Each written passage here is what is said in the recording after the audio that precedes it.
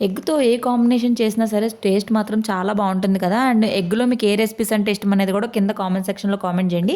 ఇవాళ నేనైతే bread omelette అయితే ఫర్ ద ఫస్ట్ టైమ్ స్వయంగా నేనే అంతా చేసైతే వేస్తున్నాను. ఎప్పుడు కూడా మా వారు వేస్తారు. ఈరోజైతే నేనే వేయాలని ప్రిపేర్ అయిపోయాను. ఎందుకంటే మా వారికి టైం లేదు. ఆ రోజు కొంచెం బిజీగా ఉండడం వల్ల ఏయలేకపోయారు. అండ్ నేను కూడా నేర్చుకోవాలి కదా! అన్నీ నేర్చుకోవాలి అని చెప్పి నేనైతే ఇక్కడ చేస్తున్నాను.